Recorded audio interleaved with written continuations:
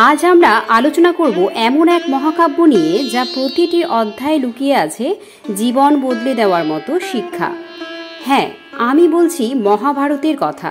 মহাভারত শুধু একটা যুদ্ধের কাহিনী নয়, এটি একটি জীবন দর্শন, একটি চেতনার জয়গান। পরিবারের বিভাজন। অনেক পরিবারে সম্পত্তি নিয়ে বিরোধ হয়, ভাইয়ে ভাইয়ে সম্পর্ক নষ্ট হয়ে যায়। পাণ্ডব ও কৌরবদের মধ্যেও ঠিক এমনই বিরোধ হয়েছিল রাজ্য নিয়ে। একসময় সেটা যুদ্ধের রূপ নেয়। সম্পত্তি নয়, সম্পর্ক বড়। অহংকার ও লোভ শেষ পর্যন্ত ধ্বংস ডেকে আনে। আজও আমরা দেখি যারা সৎ পথে চলে তারা অনেক কষ্ট পায়। চাকরি, ব্যবসা বা পরিবারের তারা অনেক সময় অবহেলিতার শিকার হয়। যুধিষ্ঠির সবসময় সত্য ও ন্যায়ের পথে ছিলেন, তবু তাকে বনবাসে যেতে হয়েছে, অপমান সইতে হয়েছে।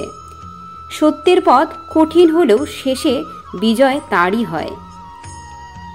আজকের সমাজেও বহু নারী অপমানিত হয়, কখনো অফিসে, কখনো ঘরে। অনেক সময় কেউ পাশে দাঁড়ায় না। দ্রৌপদীকে সভার মাঝে অপমান করা হয়েছিল, কিন্তু তিনি প্রতিবাদ করেছিলেন। সেই অপমানই ছিল কুরুক্ষেত্র যুদ্ধের মূল কারণ। নারীর সম্মান রক্ষা করা সমাজের সকলের দায়িত্ব। অনেক সময় মানুষ জন্মসূত্রে পিছিয়ে থাকলে, তার প্রতিভা থাকলেও সমাজ তাকে সঠিক মর্যাদা দেয় না। কর্ণ ছিলেন মহান যোদ্ধা, কিন্তু জন্মগত কারণে তাকে রাজবংশীয় বলে মানা হয়নি। সুতরাং আমরা এর থেকে এটাই শিখলাম যে যোগ্যতাই আসল পরিচয়, জন্ম নয়।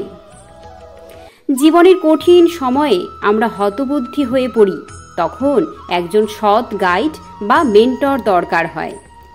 কুরুক্ষেত্র যুদ্ধের আগে অর্জুন মানসিকভাবে ভেঙে পড়েছিলেন। তখন শ্রীকৃষ্ণ গীতা উপদেশ দিয়ে তাকে শক্তি দেন।